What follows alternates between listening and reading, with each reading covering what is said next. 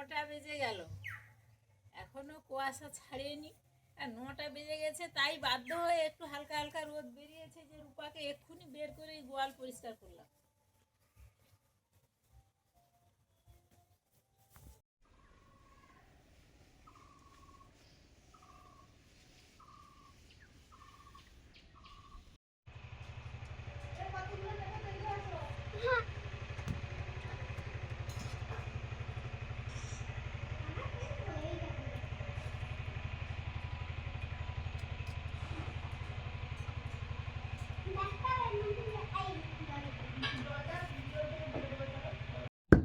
স্কুলে গেল, ভাত বসিয়েছি, ভাত হয়ে গেছে, ডালটাও প্রায় হতে যায়। এটা হচ্ছে দূর্বা ঘাস এরকম থেতো করে নিচ্ছি, মুরগিকে দেয়া হবে। দূর্বা ঘাস খাওয়া খুবই ভালো, তো মানুষের আর খাওয়া হয় না, মুরগির জন্য দিতে হবে, দিলে ওদের ভালো বলে, শরীর ভালো থাকে, শরীর গরম হয় শীতকালে বিশেষ করে, তো সেই জন্য দেবো। আর সেই ফাঁকে ধানগুলো মিলে দিয়ে এলাম, মানে দুবার উল্টানো হলো। গতকাল তো একদম রোদ ছিল না, আজকে রোদটা ভালো বেরিয়েছে, এই জন্য। নিচেও কিছু ধান মেলা আছে, ওগুলো মা মিলছে, দেখছে। পাখি তো আছে প্রচুর, ওই পাখি আবার তাড়ানোর জন্য সুবিধার্থে, মানে একটুখানি ছেড়ে গেলে তার জন্য ওই কাকতাড়ুয়া টাইপের করে দিয়েছে। এই আর ছাদের তুলনামূলক একটু হলেও কম পাখি লাগে, কারণ কোনো ধান টান বাইরে পড়ে থাকে না তেমন। কিন্তু গতকাল রোদ ছিল না, তখন পড়েছিল, কিন্তু আজকে তো এই তো আমি গেলাম, কোনো একটাও ধান পড়েনি। এই যে সুবিধার ছাদে। দূর্বা ঘাস থেতো করা হয়ে গেছে, এবার একটু মশলা করে নিচ্ছি, একটু সর্ষে বাটছি।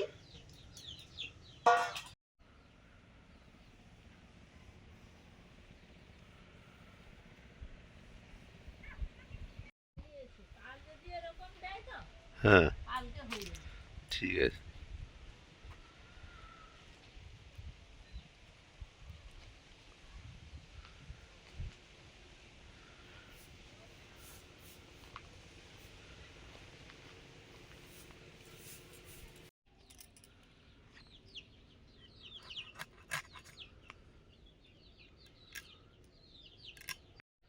মাছ কাটছি এখন, এই যে চন্দনা ইলিশ আমাদের এখানে বলে, এটা খয়রাও বলে অনেকে, খয়রা ইলিশ। ইলিশ মাছের মতো খেতে, কিন্তু ভালো লাগে বেশ, ভাজলে তেলও বেরোয়।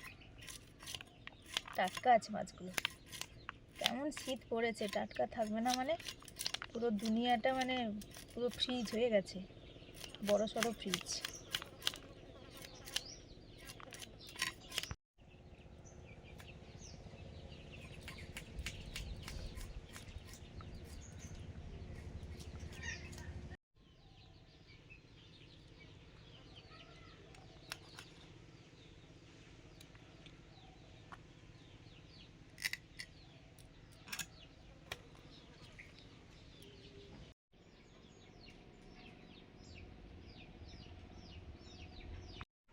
মাছ কাটা হয়ে গেল, রোদে পড়ে মাছগুলো দেখুন কেমন চকচক করছে, যেন।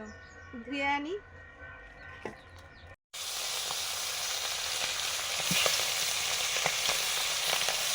মাছ ভাজা শুরু করে দিলাম।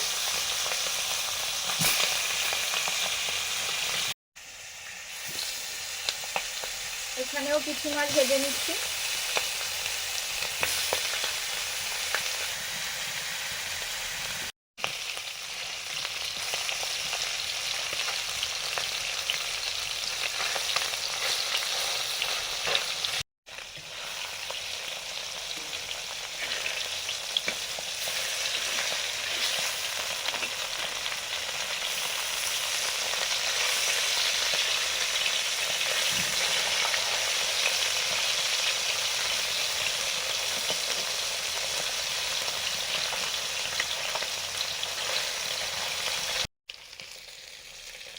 মাছগুলো ভাজা হয়ে গেছে, তুলে নিচ্ছি। এটা পরে দিয়েছিলাম, এখানে এটা একটু ভাজা হোক। দুটো কড়াইতে 5টা করে মাছ ভাজা হচ্ছে, দুটো রান্না হবে, ঝোল মানে বেগুন দিয়ে একটু ঝাল মতো করব, আর একটু পাকা তেঁতুলের টক হবে। বেগুন দিয়ে ঝাল করব, বেগুনটা ভেজে নিচ্ছি। কি সুন্দর সাদা সাদা বেগুন, নরম, একদম বেগুনগুলো। পাকা তেঁতুল জলে ভিজিয়ে দিয়েছি।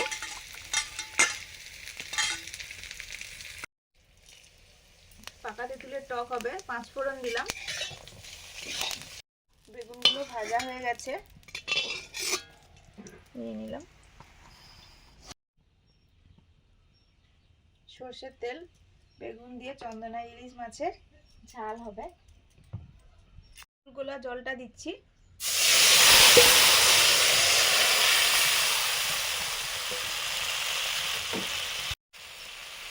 হলুদ,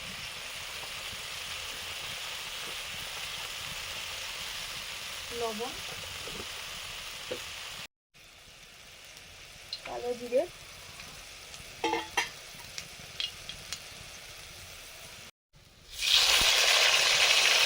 টমেটো কুচি,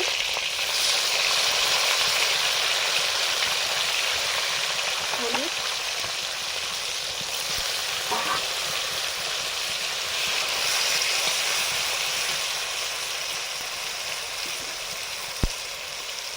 লবণ,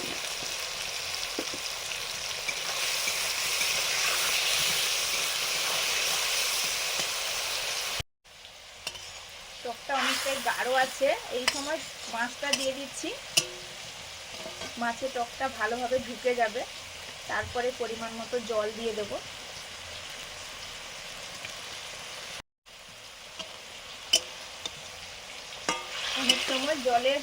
অনেক সময় টকে পরিমাণ মতো জল দিয়েও মাছটা দিই, আবার এরম করলেও হয়। শুধু মাছের যখন করি এরকম করি, সবজি দিয়ে করলে সবজি ভেজে তারপরে জল দিয়ে টকটা দিই, তারপরে মাছটা দিই।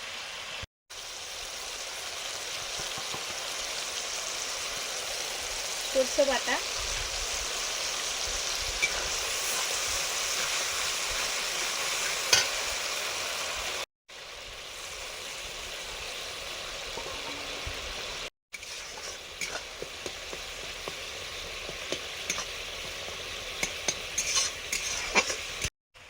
এবারে জল দিয়ে দিলাম।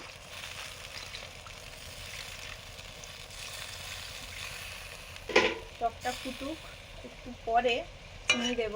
শুধুমাত্র পাকা তেঁতুল টকেই একটু চিনি দিই। এখন দিয়ে দিচ্ছি হালকা ভেজে রাখা বেগুন।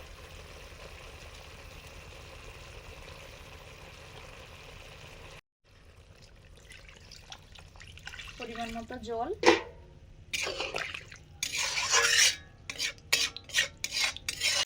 চেরা কাঁচা লঙ্কা, দুটো রান্নাতেই দিয়ে দিলাম।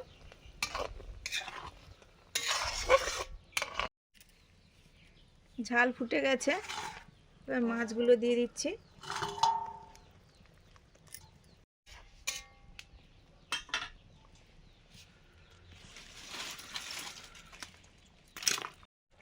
ঝোল টক দুটো প্রায় হয়ে এসছে। টকে তেঁতুল টকে একটু চিনি দিয়ে দিচ্ছি। হয়ে এসছে এটা।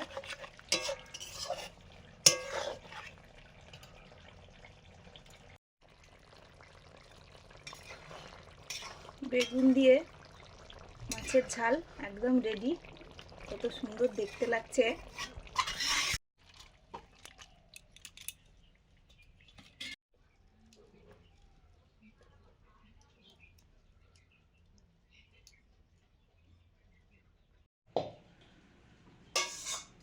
রসটা ঢেলে নিলাম। কড়াতে ছিল বলে রসটা একটু কমে গেছে, ঝোলটা।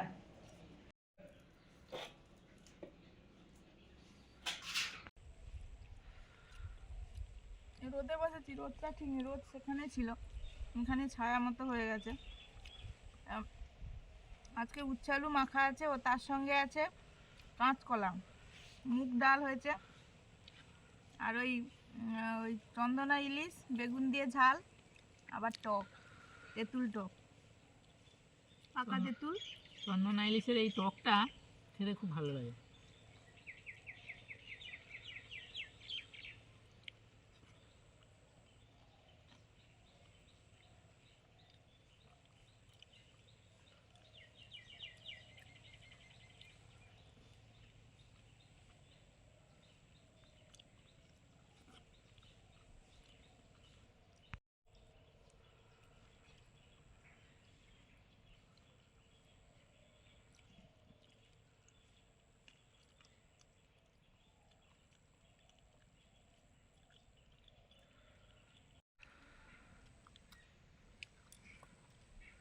এই বেগুনগুলোও খুব মিষ্টি হয়। ওই সেদিন মিলন মোড় থেকে যেগুলো এনেছিলাম ওইগুলো হুম, একদম মানে নরম, বেশ মিষ্টি। মাছটা খুবই ভালো।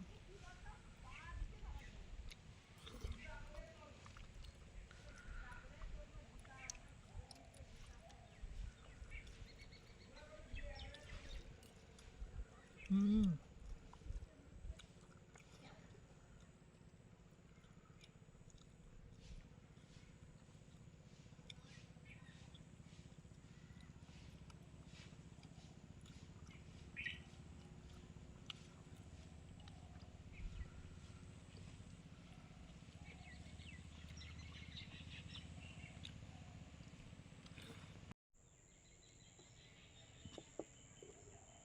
এবার পড়েছি পাকা তেঁতুলের টকে।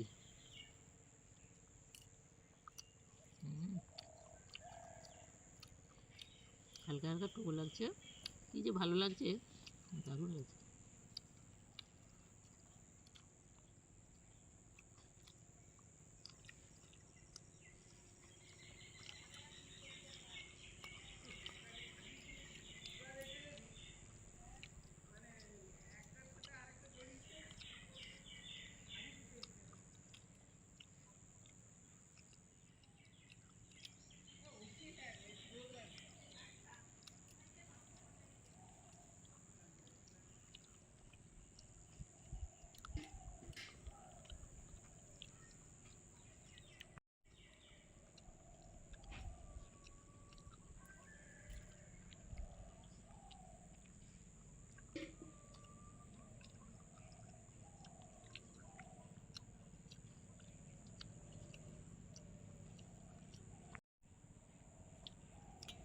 তাড়াতাড়ি করে সুমিতা একটু মামার বাড়িতে গেছিল, ফিরেই তাড়াতাড়ি করে সব কাজকর্ম সেরে মাছ কেটে এই যে 3টে রান্না, 3টে না মাখানে 4টে না, কীভাবে তাড়াতাড়ি করে আবার খাওয়া দাওয়া হয়ে যাবে। রান্নাগুলো একটু শর্টকাটেই হয়, বেগুন তো কাটতে তেমন সময় লাগে না, একটুখানি মশলা আর তো টকে কোনো মশলা লাগেই না, মাছ ভেজে করে নিলেই হয়ে যাবে। কিন্তু খাওয়াটা ভালো হয়েছে, টকটা দারুণ আমাদের ভালো লাগে, আর তেঁতুল টক খাওয়াও ভালো, অনেকদিন থেকে টক খাওয়া হয়নি। আজকে আসছি, ঠান্ডা পড়েছে, সবাই সাবধানে থাকুন, আরও নাকি পড়বে। ভালো থাকুন। হ্যাঁ পড়বে তো, ওই পৌষ মেলা আসছে, সাগর মেলা আসছে, মানে তো পড়বে, আর এই সময়টা পড়ে। তো আজকে আসছি, সবাই ভালো থাকুন, সবাইকে টাটা।